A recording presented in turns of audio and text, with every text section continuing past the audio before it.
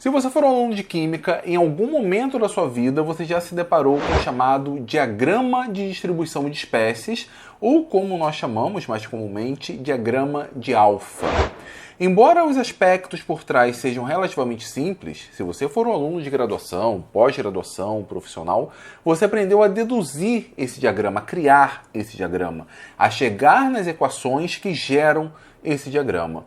Mas eu duvido muito que, pelo menos a maioria de vocês, se lembre como se chega nessas expressões. E pode ser que agora esteja fazendo uma prova, esteja pronto para encarar um concurso e precise desse conhecimento.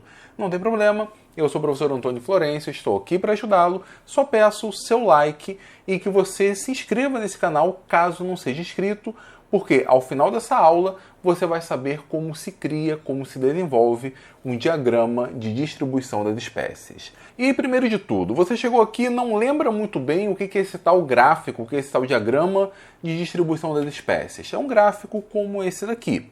Esse daqui seria um diagrama para duas espécies. Ele tem características bem nítidas nele. Vejam, uma espécie representada por essa linha roxa começa lá em 1, é o valor máximo, e vai diminuindo conforme o pH aumenta. Enquanto que a outra, representada pela linha mais azulada, tem valor de alfa inicial 0, ele vai aumentando conforme o outro vai diminuindo até chegar na unidade. Mas um ponto muito interessante é esse daqui. Exatamente o ponto em que o valor de alfa é o mesmo, o pH em que os valores são iguais para as duas espécies. Mas antes de nós chegarmos às equações que geram esse gráfico, precisamos deduzir ou precisamos entender de maneira mais aprofundada o que é esse tal de alfa. Afinal, o gráfico é o gráfico de alfa. Matematicamente falando, o alfa nada mais é do que a divisão da concentração de uma espécie, então sempre vamos nos referir ao alfa para uma espécie específica. Então o alfa da espécie X é igual à concentração dessa espécie X no equilíbrio dividido pela concentração inicial. Se nós pegarmos aqui um exemplo um pouco mais palpável, se nós pegarmos ácido acético e colocarmos em água, você já deve saber que o ácido acético é um ácido fraco. Então, no equilíbrio, ele pode existir na forma de ácido acético não ionizado e na forma de acetato. Então, quando o equilíbrio é atingido, nós vamos ter um alfa para o ácido não ionizado e o alfa para o ácido ionizado, para o ânion proveniente desse ácido. Se nós tivermos, por exemplo, um ácido fraco diprótico, um H2A, nós vamos ter um alfa para o H2A, um alfa para o HA- e um alfa para o A2-. Entendido o que é o alfa, como que nós representamos essas expressões? Se a concentração de HOAC eu represento dessa maneira e de acetato eu represento dessa forma, então o alfa do ácido acético vai ser a concentração do ácido acético em equilíbrio dividido pela concentração inicial. Essa concentração inicial que eu coloco, ela pode se apresentar de duas maneiras. Ou o ácido acético que eu coloquei no equilíbrio vai estar na forma de ácido acético mesmo, na forma não ionizada, ou ele estará na forma ionizada, estará na forma de acetato. Então eu posso dizer que o alfa do acetato vai ser a concentração do ácido acético no equilíbrio dividido pela concentração do ácido acético mais a concentração do acetato. A soma da concentração do ácido acético mais a concentração do acetato tem que ser igual à concentração total. E para o acetato, o alfa do acetato vai ter o mesmo formato. Concentração do acetato dividido pela concentração do ácido acético mais concentração do acetato. Então essas são as equações do alfa. Além disso, outra relação muito importante é que a soma dos alfas sempre tem que dar 1. Por quê? O alfa nada mais é do que um percentual em relação à quantidade total. Então se o alfa do ácido acético for 0,7, do acetato vai ser 0,3. A combinação, a soma dos alfa sempre vai ser 1, ou se preferirem, a soma sempre vai ser igual ao 100% que eu tenho daquela amostra. Entendido isso, podemos começar a nossa dedução. Vamos pegar aqui o ácido acético como exemplo. Quando pegamos o ácido acético e colocamos em água, formamos acetato e H3O+, e além disso existe o equilíbrio da água, que forma H3O+, e hidroxila. Isso significa que no equilíbrio nós teremos 4 espécies. Vocês conseguem ver? Temos o H3O+, que vem tanto da água quanto do ácido acético, a hidroxila e o próprio acetato que não foi ionizado.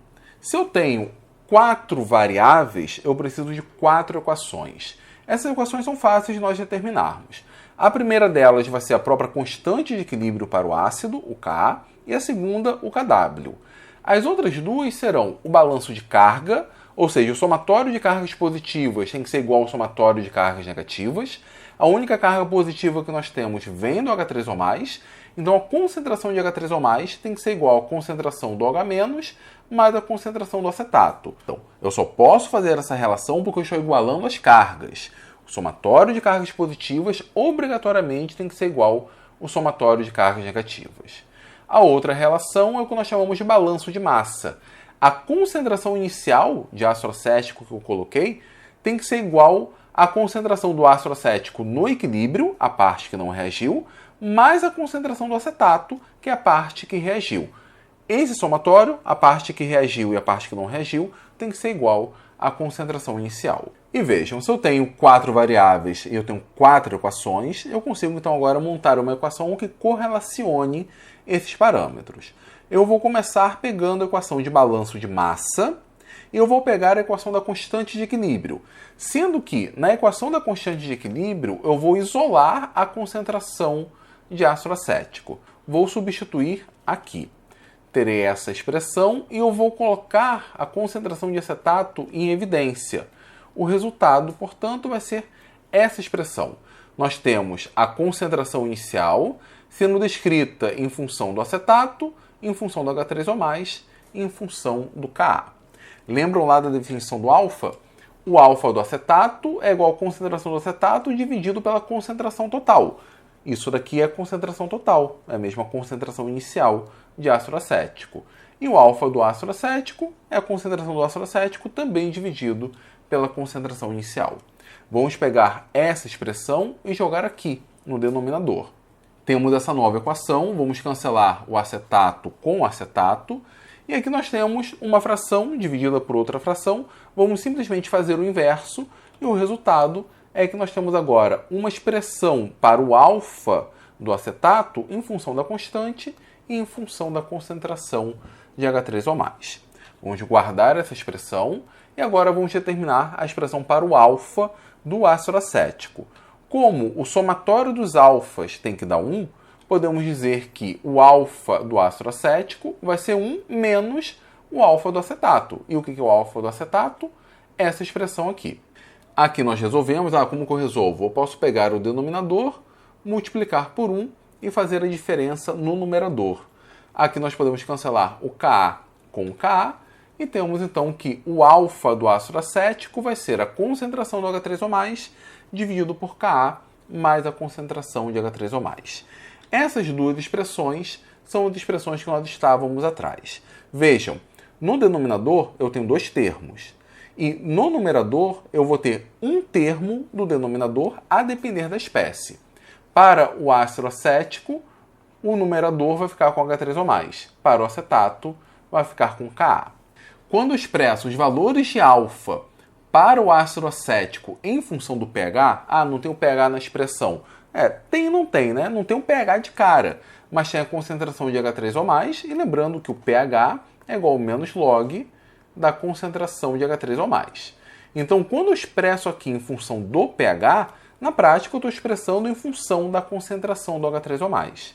Vejam, quando eu expresso o alfa do HOAC, do ácido acético, no início o seu valor é 1, porque no início eu só tenho ácido acético. Mas conforme a reação avança, eu vou adicionando mais OH-, e esse OH- vai retirando os hidrogênios ionizáveis. Então eu vou diminuindo a concentração do ácido acético e eu vou aumentando a concentração do acetato, porque eu tenho que o HOAC está reagindo com OH-, formando OAC- mais H2O. Conforme a quantidade de OH- aumenta, porque o pH está aumentando, eu transformo o ácido acético em acetato.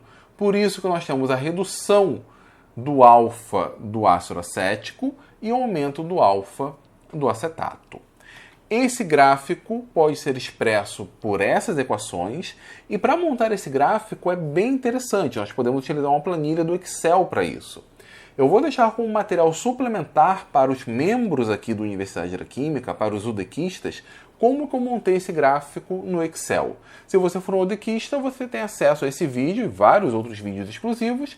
Se não for e quiser saber e apoiar a Universidade da Química por apenas R$ 7,99 por mês. Não é um valor grande, na verdade é um valor simbólico, e com isso você me ajuda muito. É só clicar aqui embaixo e ser um membro, você vai ter um vídeo exclusivo onde eu ensino, onde eu mostro, na verdade, como que eu fiz esse gráfico de alfa, e você inclusive pode fazer quando você quiser, não vai precisar copiar de um livro, copiar de uma imagem na web. Mas voltando, é assim que nós chegamos nessas expressões que geram esse gráfico. Esse ponto aqui é um ponto muito especial porque nele o valor do pH é igual ao valor do pKa. Talvez não seja tão claro você observar isso, mas lembre-se que o Ka é a concentração do H3O+, a concentração do OC- dividido pela concentração do HOAC. Especificamente nesse ponto, o alfa é o mesmo para o ácido acético e para o acetato. Isso significa que a concentração do ácido acético e a concentração do acetato é a mesma. Daqui se cancela, nós vamos ter Ka igual a concentração de H3O+, portanto, pKa é igual ao pH. Nesse ponto de interseção, a gente consegue identificar exatamente o valor de pKa. Mas para a nossa aula não ficar muito abstrata, vamos aplicar isso aqui no exercício. Ele pede para nós determinarmos a quantidade relativa de acetato e ácido acético, portanto alfa, em pH 4,4.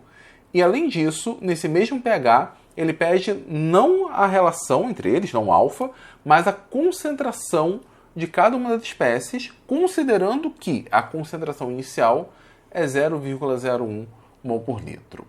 Eu posso obter esses valores diretamente do gráfico. Posso ver aqui onde é o pH 4,4, por aqui mais ou menos, e simplesmente eu vou obter aqui os valores do alfa, do acetato e do ácido acético. Mas a minha escala não é muito boa, eu não consigo determinar exatamente onde é o ponto 4,4 e onde que vai rebater o alfa. Aqui é só para eu ter mais ou menos uma ideia. É melhor fazer de maneira algébrica. O alfa do acetato é dado por essa expressão. Eu tenho o valor da constante de equilíbrio, não está expresso aqui, mas a gente consegue obter com facilidade.